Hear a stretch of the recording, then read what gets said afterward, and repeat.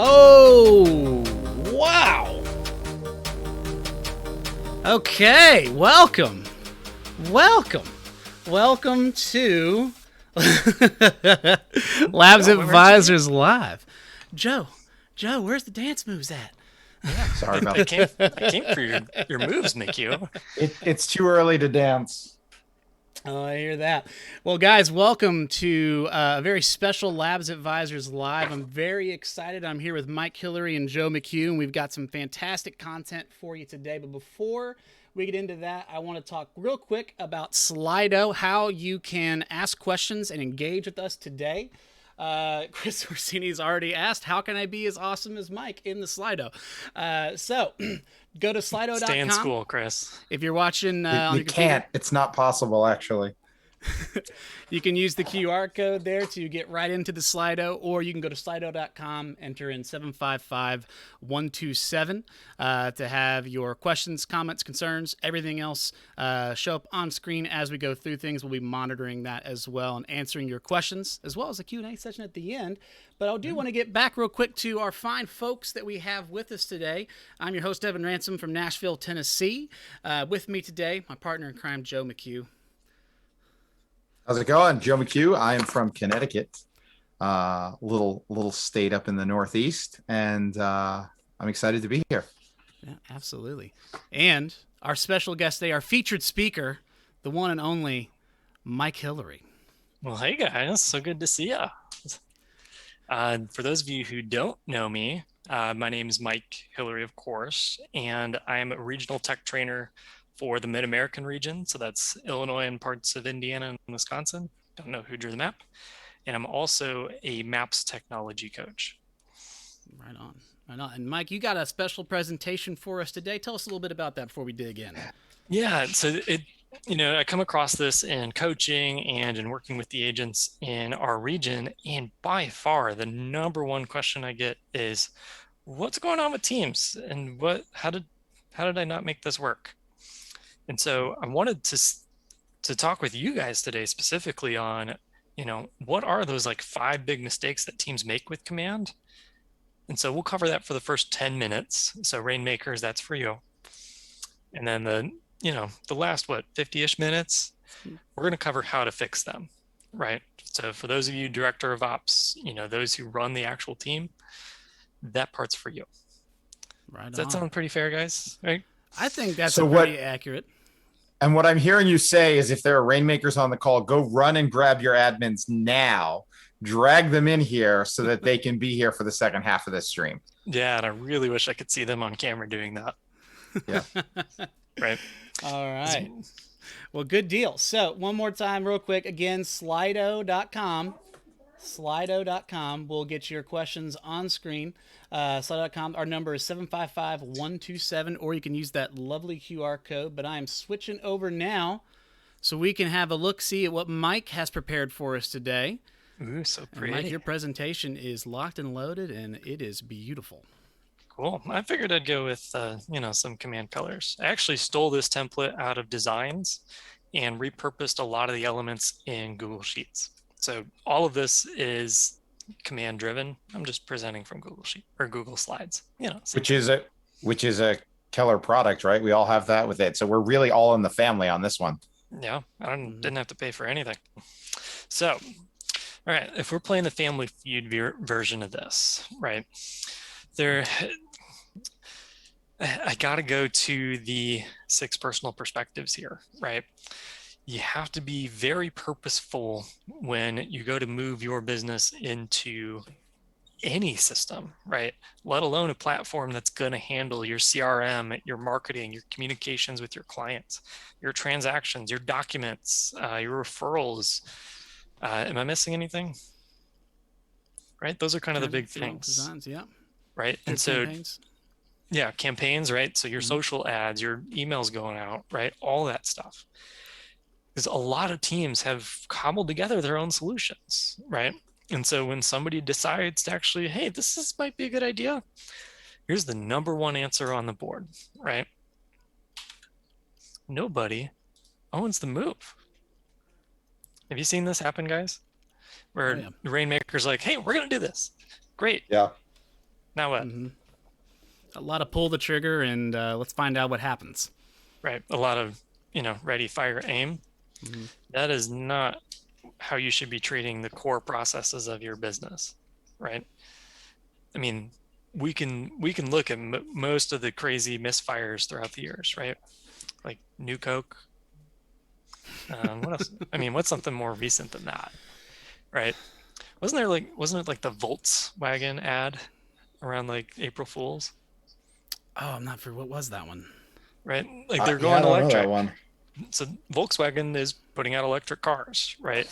They put out Volkswagen and then immediately rolled back all that marketing Interesting. because they didn't really commit to it, right? So I'm going to go Y4C 2Ts on this, right?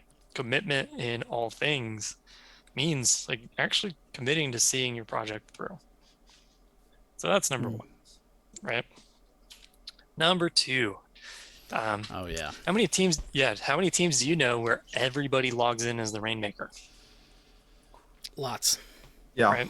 I mean, this is an ultra common one. Yeah, and this is a huge mistake because how can you delegate something when everybody's looking at the same screen?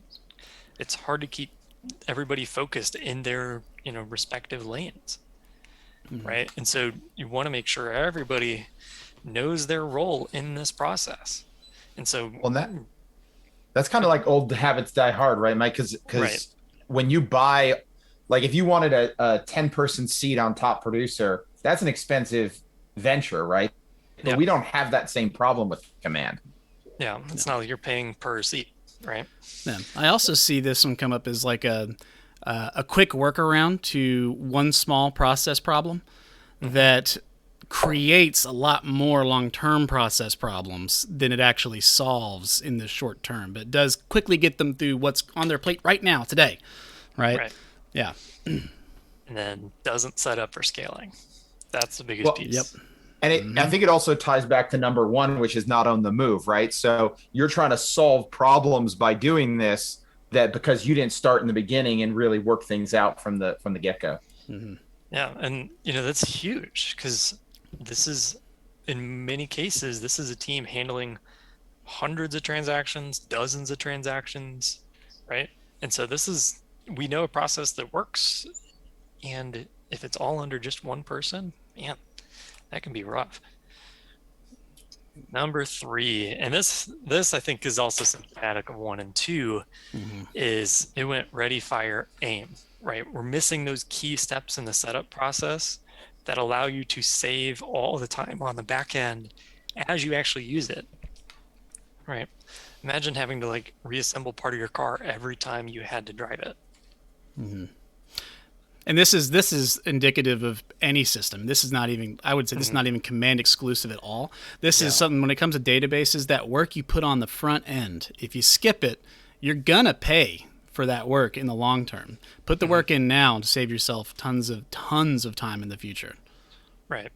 And nobody ever thinks how they're going to exit their system, right? It's like, okay, I just need this, that's got to go now, right? Into the high D drive mode, right? This is where having that steady, oh, hey little buddy. Okay, mark that one on the bingo card. Boom. Right. So this setup process, there's some work to this.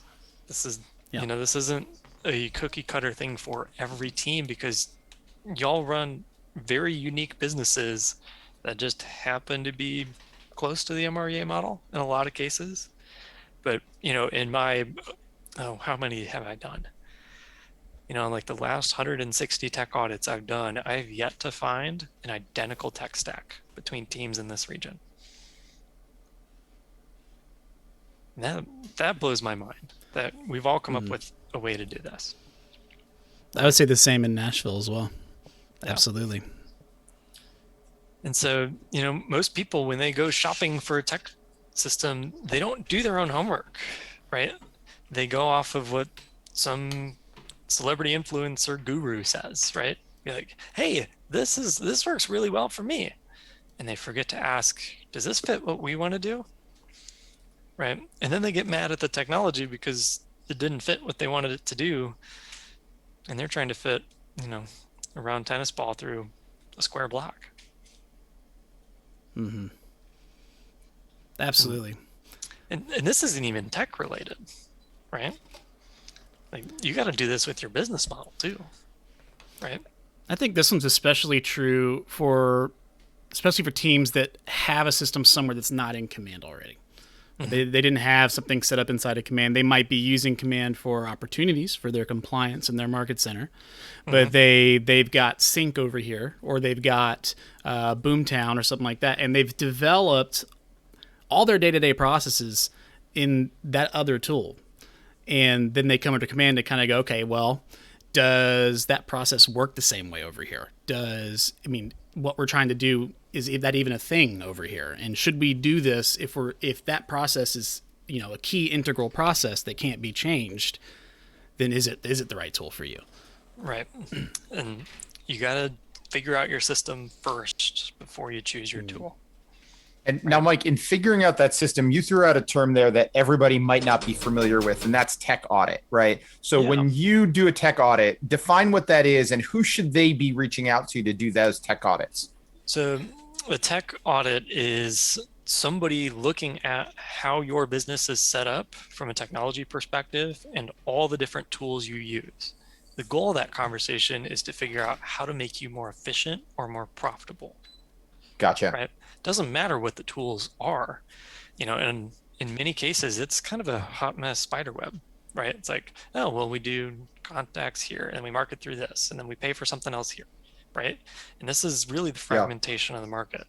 So like, if you're looking for someone to help you through that process, this is what your market center tech trainer is an expert at, your team leader, and even your regional tech trainer, right? And that depends on size of market center and region and whatnot and roles, right? Yeah. And a professional who's like not comfortable with it, they're going to be smart enough to be like, you know what, you should meet with our regional tech trainer, Mike, on this. We can cover this start to finish. Right. And it's one of those, it's not just one conversation, right? It's an ongoing dialogue, because I don't want to leave anybody hanging, right? Yeah. Great. Here's what you do. Yeah. Yeah, there's got to we got to actually help you out. And if you're not talking with, your leadership about this, who's the next person you're probably talking with? It's probably the marketing person for that company that wants you to spend big bucks using their system, right? So they're always gonna sell it on how much better it is, and yet there are things in Command that may suit that need. And so we could potentially save you some money or not. And that's what the conversation is for. Right. Like, you don't want to go to a salesperson when it comes to a system audit. So like, as a regional tech trainer, I don't get paid a dime more or less if you use Command or not. Right. I want to help find you the best efficiency and most profitability. And sometimes Command's the right answer for you. And that's great. Cool. Let's put that money back in your pocket. Yeah. And what's interesting, we actually have a question, and I think it fits with number 4 here. If a team or owner is using Sync or Boomtown, is Command fully automated? That's what they're asking. What would you say? And that the tech audit is where you need to sit down, because Command may not suit everything that those systems are doing for them right now. And you need to understand what it is those systems are doing that can or cannot be replaced. Yeah, that question is perfect evidence that they are not doing their own homework. They're just looking for a specific feature, right? Right. That they aren't looking at their business as a system from front to back. They just want a better way to make an axle. Because the first thing I'm thinking of if I hear that question is Command fully automated. My first question is, okay, what does fully automated mean to you, right? Yeah. And which aspects of this are fully automated? And there's like Mike is bringing up, this tech audit conversation is really a tool to help you kind of uncover what that is, right? And kind of what specifically you're looking for. Well, and that kind of brings us to number 5, right? Hold on, where's my card? Number 5, not teaching members this is the way, right? Because when you just go look for a feature, but don't instill a new daily habit around making that a part of your world, it is very easy to be like, well, okay, great. This doesn't work for us. We're out. Right. right? So like it's more than just one person. This is a team conversation. This one I actually see pretty often, right? You ever get anybody trying to play mom and dad with you? Where like maybe it's an agent on a team coming to you and say, well, so my rainmaker wanted us to do this, but does it do that? Right? trying to find the excuse to not do the new habit. You ever run into that? Oh yeah. Right. And so, this is a project, right? I'm not gonna lie, right? This is not like a microwave, set the timer for 30 seconds and great, my quesadilla is warm. Yeah. And also given back to, again, like, no tech system's the same and not everybody's same. Everybody's, business is unique as far as what they need. And every team is different. And one of the things I always, when I'm consulting and coaching with teams, is I talk with them about, your tech system is one of the value pieces that you give to the talent that you're attracting and retaining. And developing that system and holding people accountable to that system is one of the big reasons why they're going to stay with you. Because if you can deliver them results by following that system and ensuring they follow that system, then sky's the limit on what you can accomplish, especially with technology, as long as you can make it scalable and efficient. Right. Imagine your first day on the team and you walk into a hot mess and your orientation is, okay, here's your password for this. Here's another password for when you got to do marketing. Oh, and when you got to do contracts, here's another password. And then if you want to get paid, here's another password. Yeah. Right. They immediately glaze over and they're like, what did I get myself into? Right. But when you build it in like a platform basis, it's like, great, just jump over to this applet and all your contact info is already there. You don't have to like recopy it. Right. So you have to frame it in a way like, here's why it benefits you, buyer's agent. Here's why it benefits you, showing assistant. Here's why it benefits you, ISA. Here's why it benefits you, listing coordinator. Yeah. Right. And so as promised, rainmakers, thank you for coming. It was really nice to have you here. Admins, hey, hang around. We're going to walk you through how we're going to fix this. Right. How many teams feel like they're in this position right now? It seems like most of the hot issues that come across my inbox. Right? So let's take this from the top, right? Number one, if no one owns the move, here's the fix. You're the director of operations. You have to own this move, right? Otherwise, and Joe, I'll let you tell this story. It looks like this. Yeah, right. And where's this snapshot from? That's was that the where was that? Suez Canal? Yeah, this is remember that ship that was in the Suez Canal? Yeah. And they just lost control of it, right? And it just kind of it turned and it got stuck, and I think what was it, hundreds of millions of dollars, hundreds of billions of dollars of lost revenue for companies, for revenue tax wise, I think for the local government, for the passage, like all of that stuff. The world just was watching because it was affecting just about everything. I mean, I think it had something to do with some of the pricings we're still having in consumer goods today are as a result of that. Yeah, and how many months later that is.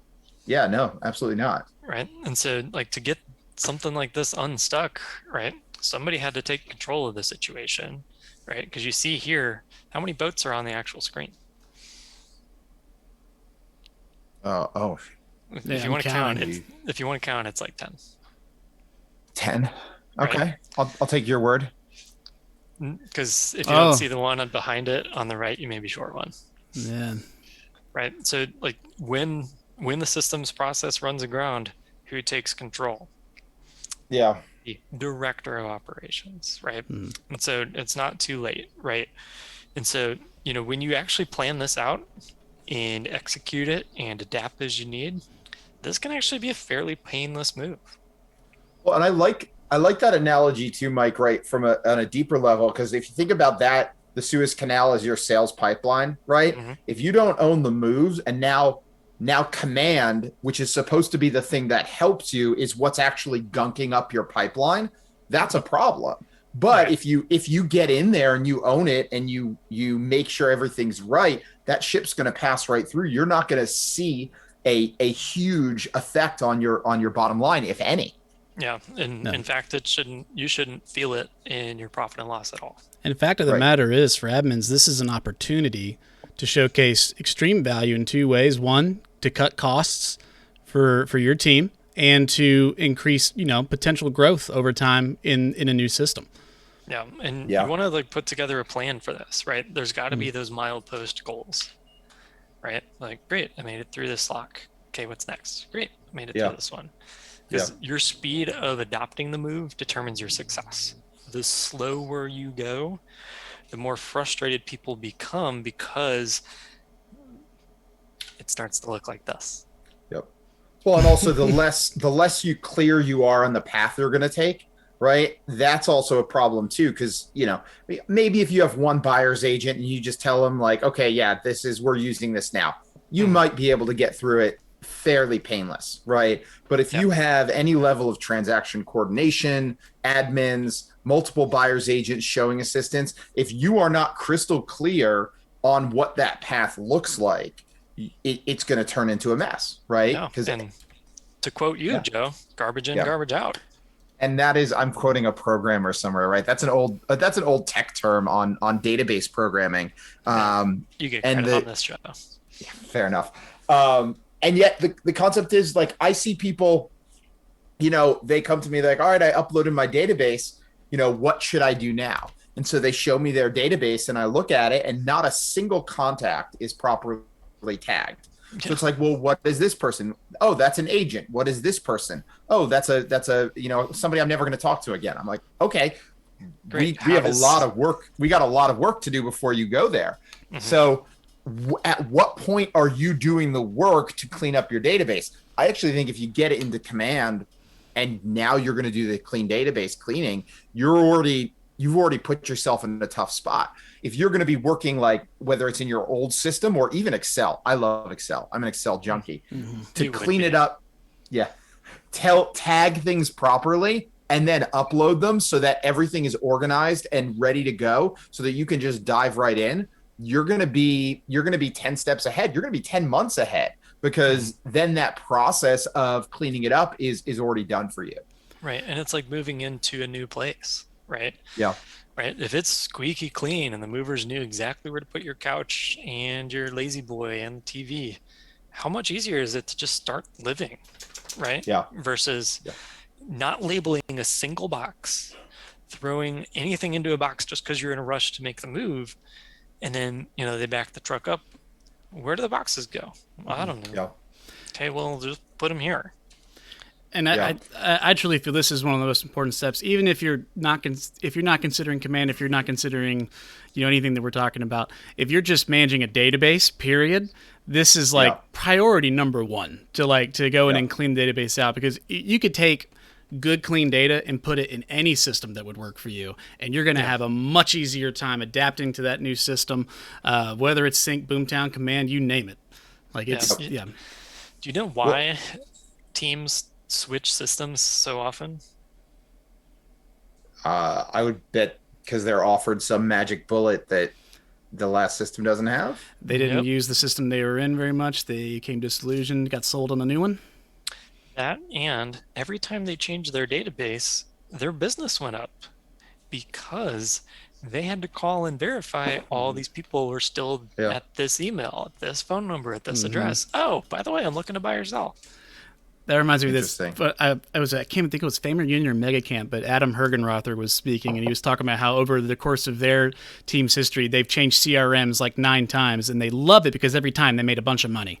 And the whole crowd was just like very confused as to like, what? And he goes, yeah, for exactly what you just said. I'm like, yeah, it turns out when you call everybody in database certified day, it turns out when you call everybody, you find business.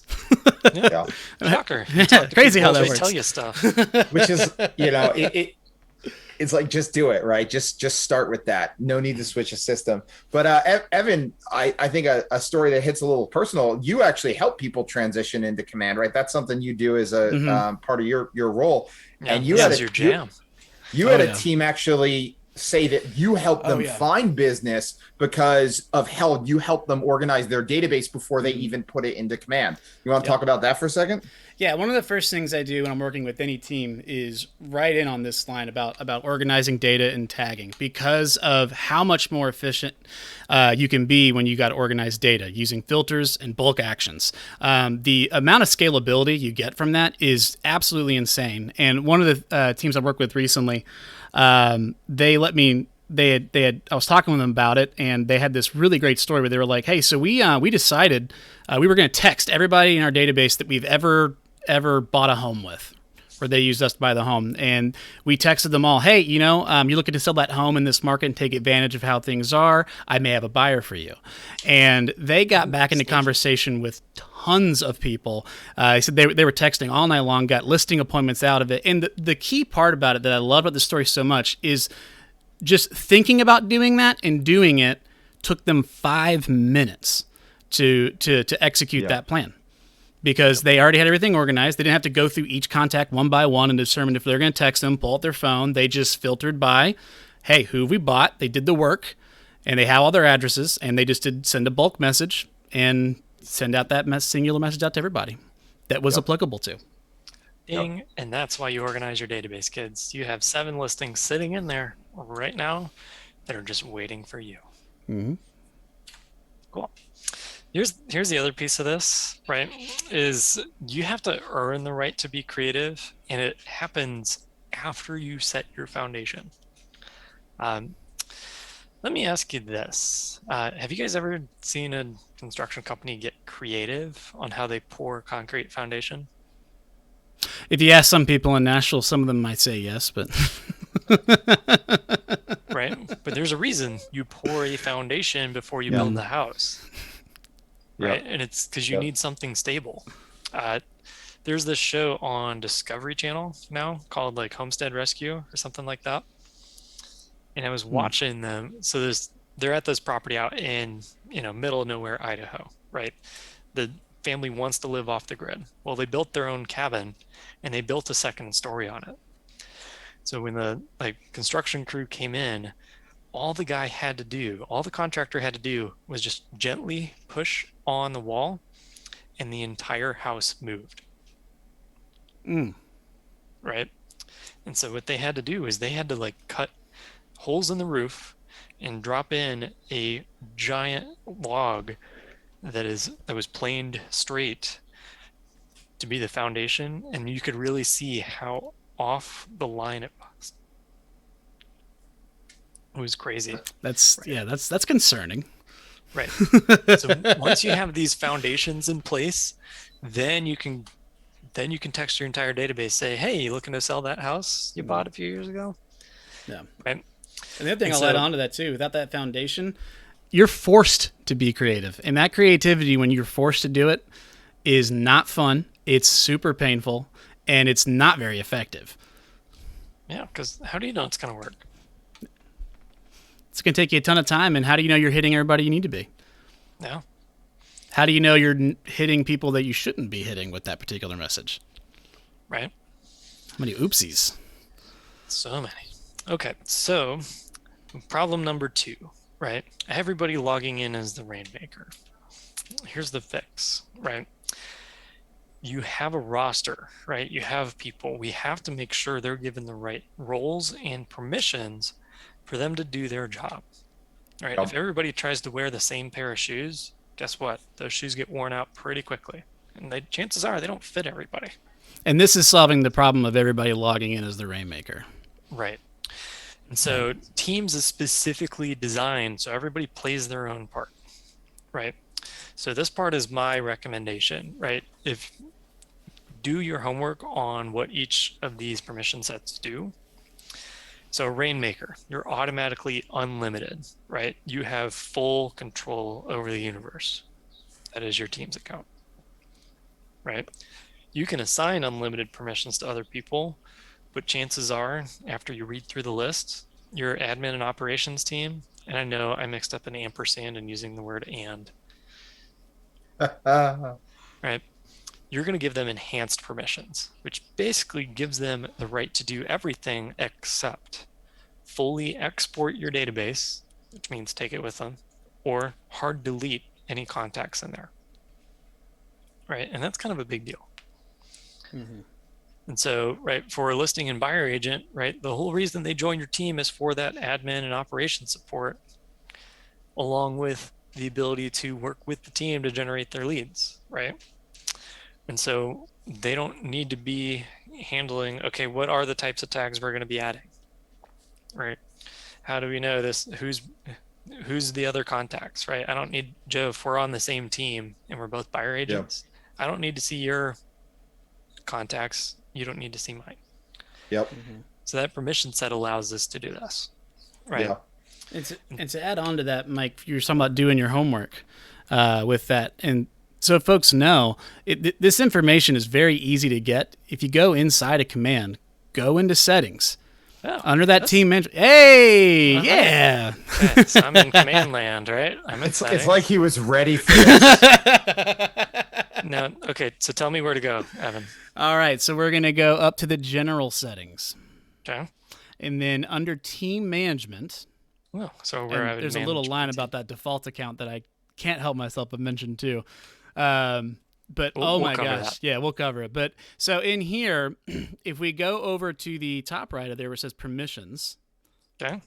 we'll see kind of, they give you a little sort of just some Hey, that looks basics like my on kind spiel. of what this is. Yeah, what we just kind of covered. But if you want to click that full permissions breakdown here, this is going to take us into this view. Now, this is going to give you the full breakdown of every little thing that each role can do. So if there's any need for clarity, this should provide that. And little tooltips. What does it mean they can view contacts? Well, if you have access to your contacts, you can view them anyway. Mm-hmm. But enhanced and unlimited can view everybody's contacts on the smart plan. Yeah. Right? Because wouldn't you want your marketing team to handle your marketing stuff? Yeah. Right? So, especially on this team management piece, this top section, unlimited users only. So let's say you have a change on your team roster, right? You have to notify your brokerage because they need to keep an eye on what's going on, so they can stay out of trouble and you can stay out of trouble, right? Mm-hmm. Same with like virtual admins and guest users, right? So for those of you who haven't read the KW policies and guidelines manual cover to cover a few times like me, if you employ somebody as your administrative staff, chances are they are eligible for profit share, which means they can get their own Win More and Command profile. Now, of course, there's a test your MCA will apply to this. So work with them to make sure those people get in so they have their own login. I do want to touch specifically on VAs because this comes up all the time, right?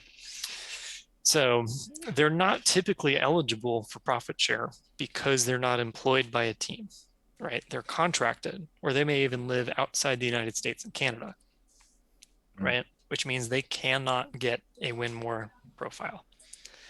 We look at your social security number if you're in the States and the Canadian equivalent to that. So here's the solution we have. We have what's called guest users. Have you guys set up any of these guest users before? I have not. Oh, these are fun. Early on when it was not quite as seasoned as it is now. So I'm a little gun shy on this. So you got to convince me now that this is the right thing to do, Mike. Okay. So let's say I have my cyberbacker here, right? I want my cyberbacker to do a bunch of stuff. So I can add a member here and I can choose a guest user, right? This is specifically for, now I'm at my max limit of 2, by the way. So I want my guest user to be able to, work on my lead pool, view all the contacts across the team, nurture them, send them messages, add them to smart plans, make changes as I need to, right? All that stuff. The only way they can do that is through here. So now if I have a transaction coordination company I worked with, right, I don't need to give them all their own login. They would just kind of have their generic TC account, right? Which would be on there. And that's equivalent to that cyberbacker thing you're having there. Bingo, right? And you can give them that enhanced permission set because you can actually give them unlimited, for those accounts. Yeah, no. Yeah, bad move. Bad move. I would say it is very rare, very, very rare you would ever give somebody unlimited. Yeah. Even your closest trusted admin, I would be very cautious. Maybe like dual rainmaker is probably the only situation that I would say you would have somebody be unlimited. But even then, they should be both listed as rainmaker in the MCA team tool, which gives them unlimited permissions anyway. Yeah. Right? You have to trust them. Because remember, they can delete everything, right? So you have to have explicit trust. Yeah. Documented. I can't think of any systems that you would have or you would need where there's any benefit from really giving someone unlimited access to begin with, because anything that they really need to get done realistically is accomplished with the enhanced, is accomplished with the standard. 100%. Cool. So I wanted to actually address one thing on one more slide, Mike. One thing that I ran into a situation, maybe we could just talk this through, with a team that they had one listing agent who would basically handle all of the listings regardless of which buyer's agent was working with the transaction. And they were trying to figure out how to classify them because they needed them to just be able to get into the contacts. So in that situation, would you recommend actually making that listing agent an enhanced user rather than just a standard? So are they getting handed the contact to try and generate the listing lead, or does the listing lead already exist by the time the listing agent sees it? I believe the listing agent is just going on the appointments, although they might be doing some lead generation themselves. Okay. If it is just the appointments, they do not need to be an enhanced user. You want to make sure, right, whoever generated the lead creates the opportunity and adds that listing agent as an additional assignee. Okay. Because they can pick it up as soon as like somebody raises their hand saying, yeah, I'm probably ready to list in like 6 months. Okay. Great. Boom. Opportunity. Hey, guess what? I know about this. You know about this. A rainmaker knows about this. This is my pipeline on how to follow up. That's what opportunities are for, right? Yep. I have someone here that just asked in Slido, where does the login for the guest user go? And I'm assuming that means upon creation. So when you create it, spooky. So you'll notice there's that email that lives underneath this. So when you create the guest user, you actually choose which email receives that login information.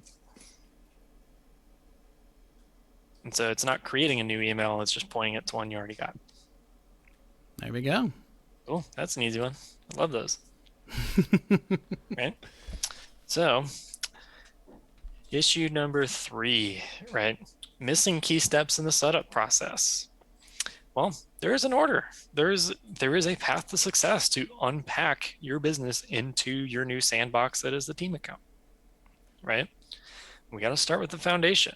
So actually, before you move a single contact in, right? Like you'd put the rug down before you move the couch in the room, right? Otherwise, it's kind of fun. So you want to really think through, what are the team tags y'all are going to use? Yep. Right? How do you know you're talking the same language?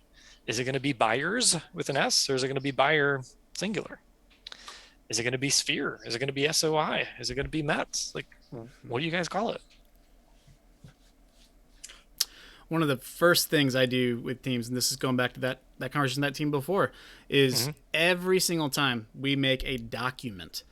Here's what here. Oh gosh, here are the team tags. Like, this is how they're spelled. This is what they look like. And then on top of that, a definition so that there is no confusion as to what a tag means and when it should be applied. And once you have that, this is the big thing. I always say, do this as soon as you possibly can, because it's so much easier to intake contacts with the system than it is to try to retroactively go back once you've already got a bunch of stuff going on to readjust to a new system. It's so much easier to just keep intaking and growing once you have that determined. Yeah, this is the flooring in the building that is your team. Yeah, I'm obsessed with tags. Right, so get it right the first time, and you'll be so relieved. I was actually going through my database the other day, and I actually have expired listings, which is the lead source that Keller Williams put out there. I have expired and I have expireds. So I have things with lead sources for that same source as 3 different things that I have to go and clean up now because I'm a mess. So I want to put out a mailer to my Sphere, but Joe, who's on my team, says SOI, and every time I do a bulk thing to Sphere, Joe's people gets missed. Yep. Right. And that's unhappy agents and my system. Right. So beyond the tags, right, it's the same thing with custom fields and lead sources, right? What information do we need to know about each of these contact records? And like Evan was saying, document it, give the reasons for the field and when you would use it. Yep. Right. Those simple steps will make admins who are still on the call, that'll make your life so easy with this. So easy. And then, great. So now that we have contacts, what do we do with them? What's next? Well, you got to figure out your smart plans, right? So one of the wrinkles with team accounts is the designated agent, right? I think a designated survivor with, I think it's Kiefer Sutherland, right? Right. And so the wrinkle is all the contacts are in the same sandbox. So who is responsible for the relationship, right? Who should this communication be coming from? You have 2 choices for designated associate. It comes from one of your rainmakers for you multiple rainmaker teams, or it comes from whoever is assigned to that contact. Does that make sense? So that's different than who owns it, because who owns it is, who gets to take their Tonka truck home from the sandbox when we're done playing in the sandbox. And that allows as well, like for, if I want to have a mail piece that comes from the Rainmaker introducing the team, and then a follow-up piece from the person that will be working with them that they're going to be in contact with, right there in the setup. Well, as defaults, but forgive me, on each step you can have that be your handoff, right? Yeah. Be like, hey, thanks for inquiring on the Mike Hilary demo team. And we know you're looking to tear down and rebuild your house. So guess what? You're going to be in very capable hands with Joe McHugh. Next email comes from Joe McHugh. Hey, super excited to be working with you. Right? Let's get that wrecking ball ready to go. Or whatever your team's value proposition for. Right? Same with, so that designated associate thing, I get this question a lot too.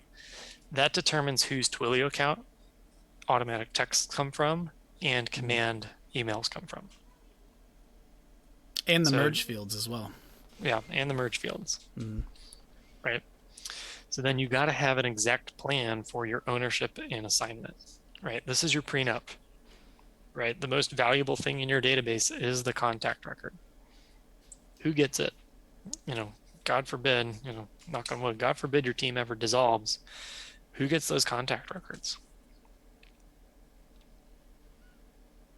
Also big on smart plans. If you're going to have smart plans that use Twilio, everybody, and you're going to use contact assignment for tech steps, everybody on that team needs to have their own Twilio account. Yep. Unless, the Rainmaker wants to run everything from theirs and manage every it. time you add a person, just square the number, right? Add an extra exponent to the complications of how much volume comes in at scale. Yep.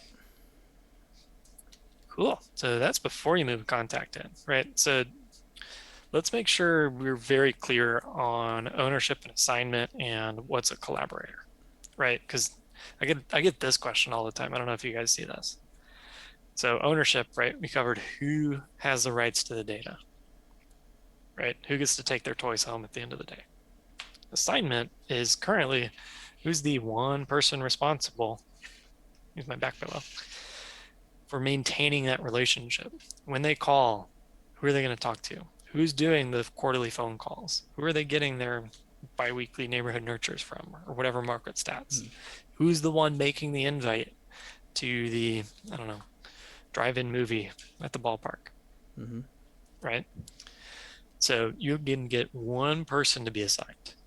Now, if you have other standard users who may need to just view that contact, put them in as a collaborator. Now remember, if you're unlimited, aka Rainmaker, or if you're an enhanced user, aka what we told you to do for admins and operations, they can view every single contact record, regardless of who owns it or who's assigned to it. Right? They're the ones who get to like see everything in the same box. If there's another standard user who needs to view this, they can be added as a collaborator. Does that make sense? So Yeah. it's there as kind of a fail-safe. There's very few use cases I see where it really makes sense to have, one assigned to it and like 5 collaborators.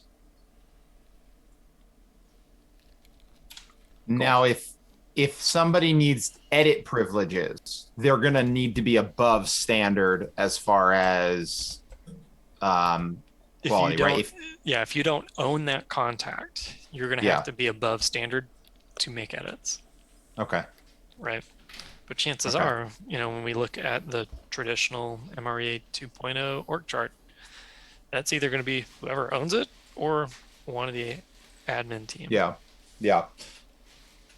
And so that's usually taken care of for the most part. Cool. So I'm going back to my thought of the listing agent who might be working other people's contacts. So let's just use that example again, just because we used it before. So if that person needs to be able to edit those contacts, they would need to be enhanced. Otherwise, they can do all the work on the opportunity, just not on the contact card. Correct? Right. So the delineating line is, have you actually generated the lead that gives you a timeline on when they're going to buy or sell? If it's before, right? If you're working to find that information out, then you're playing in contacts, right? And so that would be where these ownership and assignment comes in. So maybe at that point, it makes sense for this listing agent in this specific scenario to be an enhanced, right? And this is why we do the tech audit conversations, right? This is why we talk it through, because none of y'all run the same business. Right? So now that we have all that straight, we can actually bring in your contacts now, right? I'm just going to throw this out as my plan that works pretty well, right? Start with a test batch from the Rainmaker, right? Make sure everything comes across the way you want it to. Now that's after you have your tags, your custom fields, your lead sources, all that. Confirm your ownership's right, the assignment's correct, and then do it again and use, this person owns, do by ownership and assignee. Does that make sense? So if it's owned by Evan, great, let's get all of Evan's owned contacts in so we can do this in one shot for him. And then lather, rinse, repeat for Joe. Now, in this case, we're talking about people who had been using command prior to the team switch, or are we talking about anybody right now? Who are we talking about? I think this works for anybody, right? Right. If you have the contacts in your personal account, or you're playing on Excel, or insert random CRM here, I would use this same process because you want to confirm everything is correct as it comes in. Right. Makes sense. You just may have a different source. But by the time you get to this point, same process. And then you can actually use this same process when you onboard somebody new. This is where it becomes scalable, because you already have all the tags, you already have all the custom fields, you already have the team defined lead sources. So great. Oh, these are all your contacts? Great. Mike, we actually let you own your sphere. So like your cousins, your family, whoever, this is kind of that key list that, if it turns out this is not the right opportunity, you get to take these folks with you. And that's good, because at the end of the day, we all go into these relationships knowing relationships can end. Having that plan and knowing what's going to happen is going to really prevent a lot of uncomfortable conversations and scenarios. So many. I've seen it go both ways several times. We've had TLs get involved in conversations before because those expectations and those systems weren't set up on the front end. And so it came back to the fallout on the back end. And that's pain in those conversations. That's real pain. The energy's got to go somewhere, right? It's either before or after. So we want prenup. I love the moving in batches, and I haven't really thought about this one as much before, but I love the idea of kind of coming in and going, okay, let's take pieces at a time and go in and confirm things are correctly. And like I think a big pain point that solves too is when you move everything in at once, and then the confirming of details becomes, well, let's just be honest, you don't do it because it's too overwhelming. It takes way too much time. And hey, I've got 3 contracts to work today and yada, yada, yada. You don't have time to do all that. Yeah. So like setting aside that time to do things, setting things aside in batches ensures you actually get it done. Yep. And it gives you a win for the day, right? Yep. It allows you to build momentum to really rocket through this versus like, oh no, there's 5,000 contacts I got to look through. Bingo. Yeah. Well, and this, it's funny, we're talking about teams, but you could even apply this to non-teams, right? In that, or 100%. Even a new agent coming on to a team. Because I often, it's like, okay, upload all your contacts from your phone. I don't want to call everybody in my phone. And now I just have a mess in my database. Like, how many X's do I have in my phone that I'm never going to approach because of real estate? I never bothered to delete them. And yet now I have to sort through and clean that out because it's already in there, right? So this applies to everybody and is exponentially important when it comes to teams because, I don't want my ex to start getting the team mailers, right? That'd just be a nightmare. Yeah, that's not fun, right? So problem number 4, right? Not doing your own homework, trying to copy off of somebody else and pass it off as your own, right? I mean, the real question is, does this fit for us, right? Can I draw?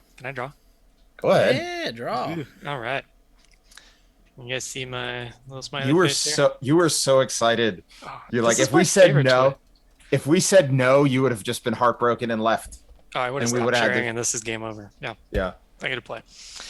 So how do you do your process planning as a team? Is it one person sitting behind a desk? Probably not, because you have to actually talk through what everybody does.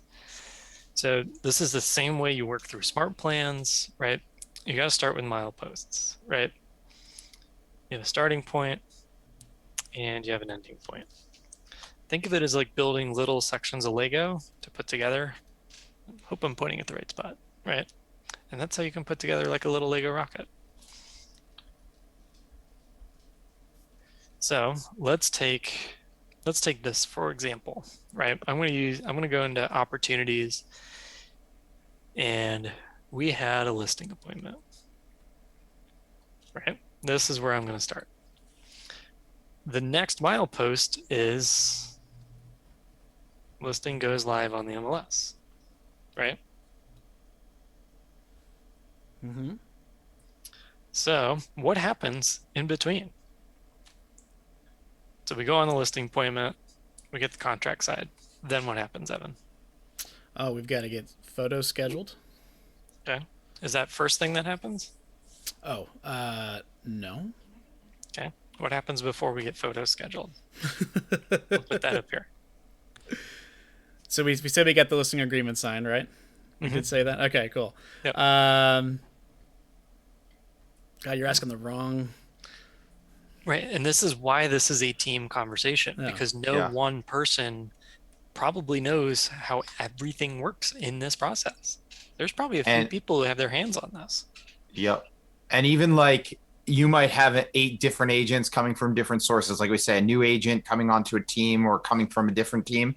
So I would have said, I don't do my disclosures at the listing appointment. So the very first thing I do is email all those required disclosures to the seller to make sure I get that in my paperwork, right?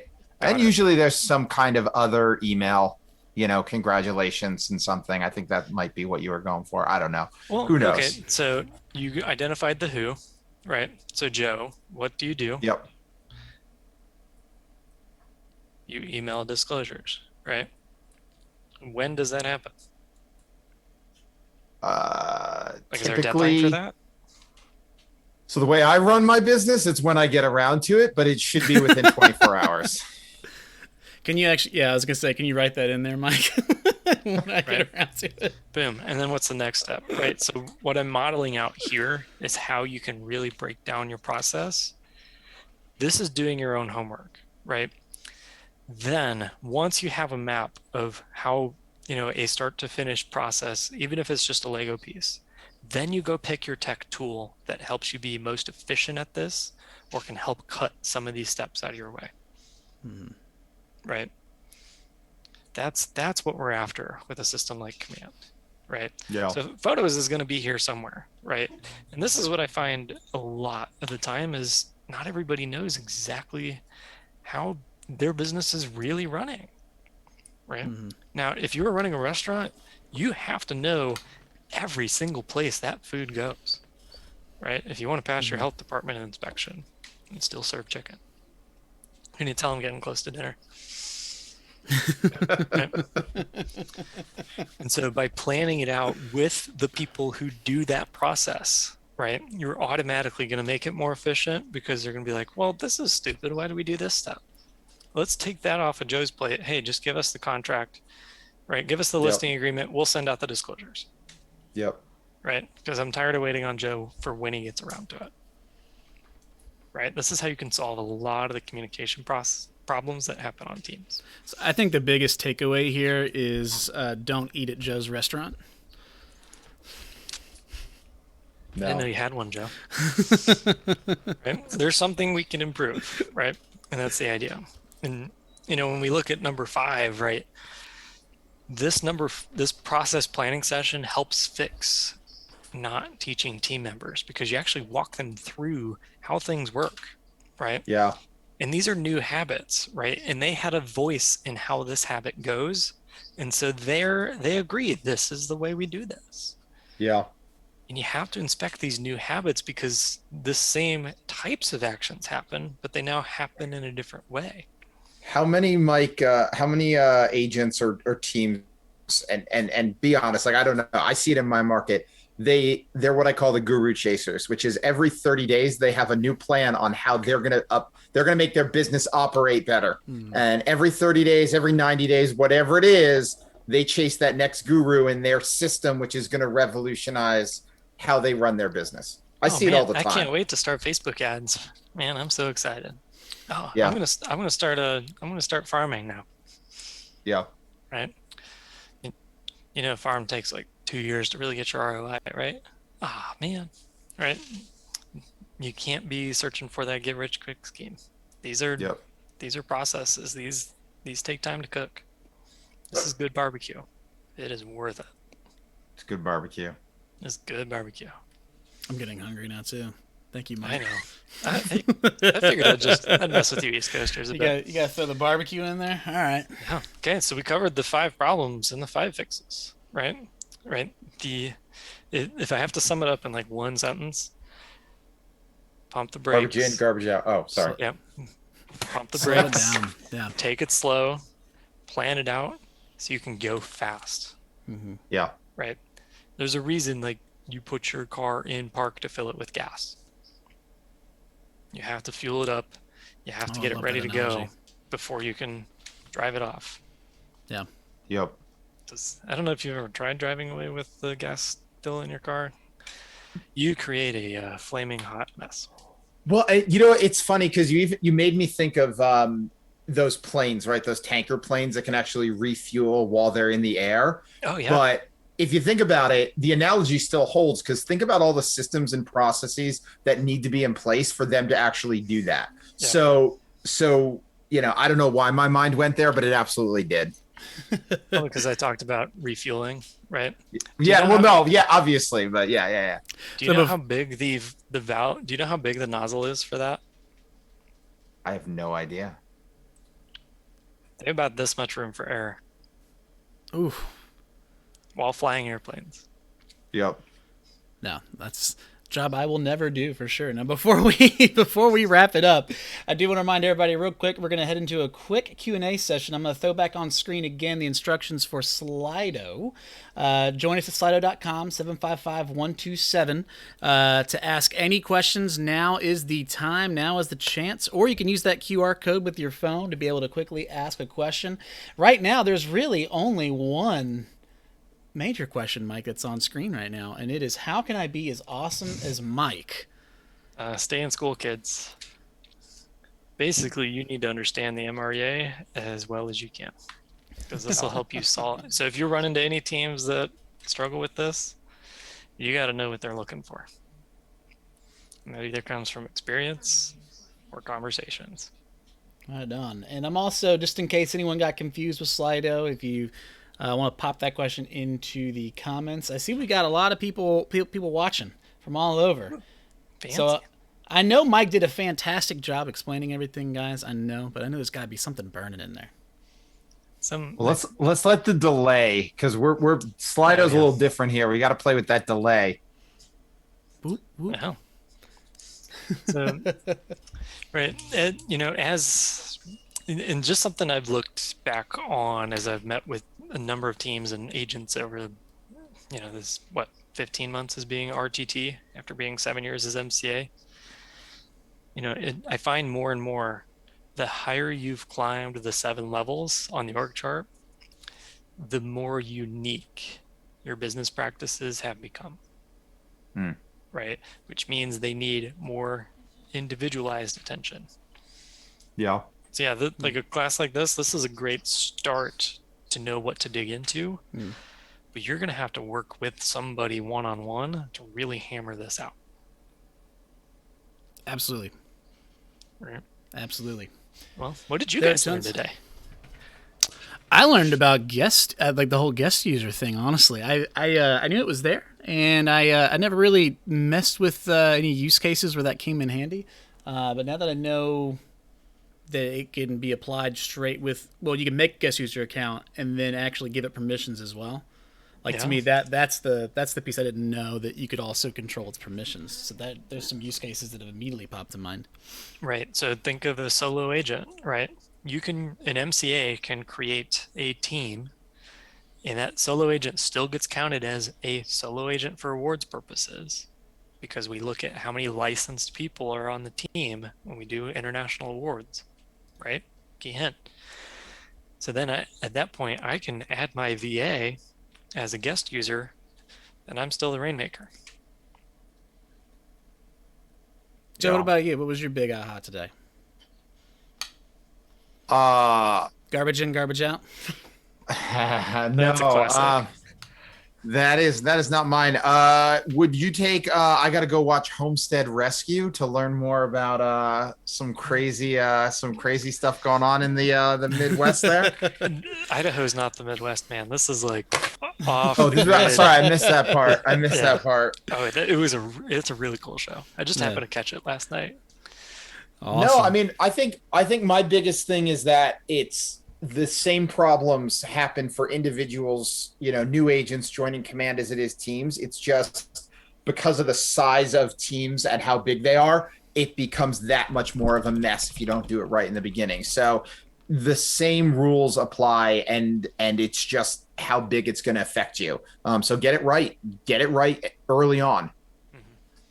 Yeah, and a great book for this is Leading Change by John Cotter, because this really is just change management. Yeah. Right. This is how you make sure everybody is bought in to the vision, which as a rainmaker, that's your role, right? Cast the vision. Where are we going? Yeah. And then ensuring everybody comes along for the ride. Well, guys, we have passed time. We have no additional questions. I want to thank Mike big time for coming on today and sharing this stuff. I really think this topic is incredibly important. So many teams are wrestling with this right now, and hearing this information is great. And I think the big key thing too that you said there at the end was find someone to work with on this. You're doing this with this, and you're doing it with your team as well. It's a group effort. Joe, always too, thank you, my friend. This was always fun. I love doing these. I was a little quieter today just because Mike has so much knowledge to share, and I was just absorbing. So thank you, Mike, for being drowned here. out Joe. Sweet. Yeah, we bow down to the sensei. Well, guys, thank you so much again. Happy Friday. Happy weekend to all of you that are watching. This recording will be made available on YouTube and KW Connect as well right here in the KW Command Group. We will be back next week with another exciting episode of Labs Advisors Live. We'll see you guys next time. Thank you, everybody. Catch you later.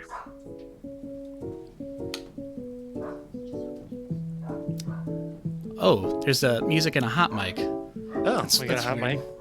A hot mic situation going on. Testing. How does this keep at, like, happening? Family reunion? I think it happens every time. We always have these hot mics. And Joe just goes and says something super inappropriate, and then we have to cancel the whole thing.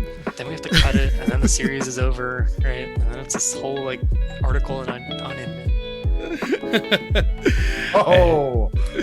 All right, guys. Thank you guys very much. I'll see you guys soon. Peace out. Bye-bye.